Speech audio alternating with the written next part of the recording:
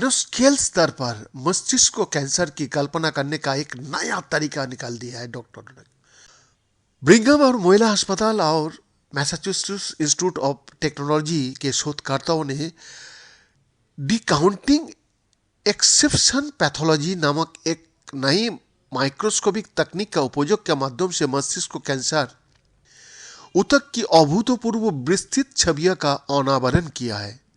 Science translation medicine में प्रकाशित उनके निष्कर्ष प्रदान करते हैं आक्रामक न्यूरोलॉजिकल रोगी का निदान और उपचार के आगे बढ़ाने के लिए संभावित निहितार्थों के साथ मस्तिष्क कैंसर के विकास में नवीनतम अंतर्दृष्टि है।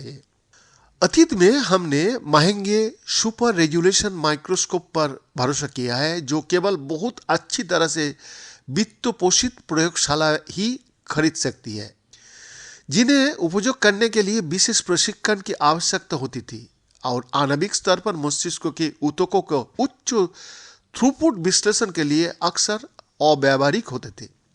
जी हाँ, उन्होंने कहा, Pablo Valdes MD PhD Brigham में न्यूरोसर्जरी निवासी पूर्व छात्र और उद्यान के प्रमुख लेखक है। ये तकनीक क्लिनिक में विश्वसनीय सुपर रेजोल्यूशन इमेजिंग लाती है, जिससे वैज्ञानिकों को पारंपरिक सूक्ष्मदर्शी के साथ पारंपरिक नैदानिक नमूने पर पहले कभी हासिल नहीं किया गया है नैनोस्केल स्तर पर न्यूरोलॉजिकल रोगी का अध्ययन करने का जो नहीं था, अभी वो सक्षम बनाया जाता है।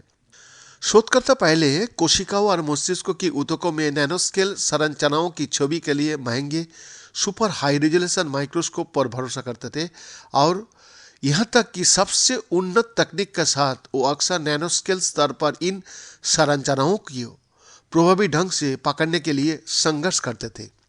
एड बायोडेन पीएचडी एमआईटी में न्यूरोटेक्नोलॉजी में वाईवा ट्रेंड प्रोफेसर और इस अध्ययन के 100 वरिष्ठ लेखकों ने ऊतकों को लेबल करके फिर उनके और उस ऊतकों को समान भौतिक विस्तार को सक्षम करने के लिए उन्हें रासायनिक रूप से संशोधित करके इस समस्या का समाधान करना शुरू किया। हालांकि ये विस्तार तकनीक परिपूर्ण से बहुत दूर थी।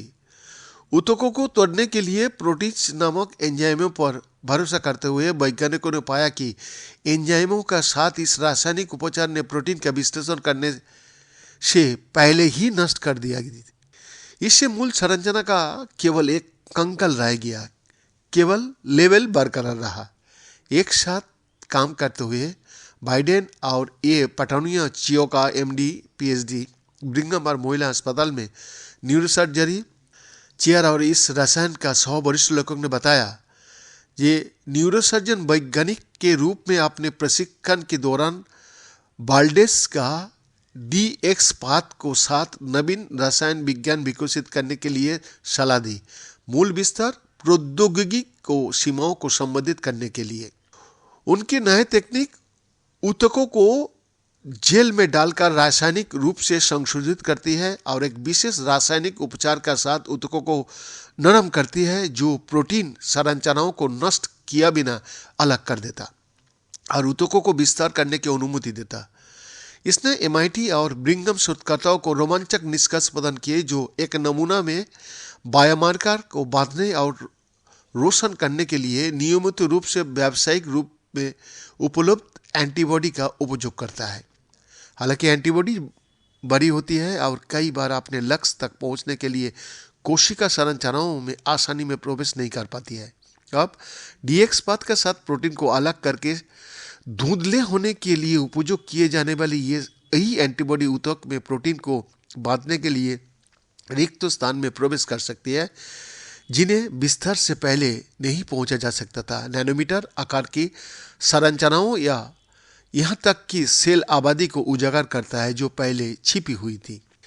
जी हाँ, मानव मस्तिष्क में रोगजनकों और पर्यावरणीय विषाक्त पदार्थों से खुद को बचाने के लिए कई स्टॉप गार्ड होता है, लेकिन ये तत्व मस्तिष्क गतिविधि का अध्ययन करना चुनौतीपूर्ण बनाता है। एक कीचड़ और खाई का माध्यम से कार चलाने जैसा हो सकता है। हम कुछ कोशिका संरचनाओं तक नहीं पहुंच सकता है। ब्रिघम में न्यूरोसर्जरी विभाग का अध्यक्ष पीएचडी एमडी ई एटोनिया प्रयोग ने कहा, रास्ते में आने वाली बाधाओं को कारण मस्तिष्क प्रभावित होता है। यही सिर्फ एक कारण है कि ये नई तकनीक अभ्यास में बदलाव ला सकती है। यदि हम मस्तिष्क को ऊतकों को अधिक विस्तृत और सटीक छवियां ले सकता है तो हम अधिक बायोमार्कर का पहचान कर सकता हूं और आक्रामक मस्तिष्क को रोगी का निदान और उपचार के लिए बेहतर ढंग से सुसज्जित हो भी सकता हूं। बीएन का रिपोर्ट।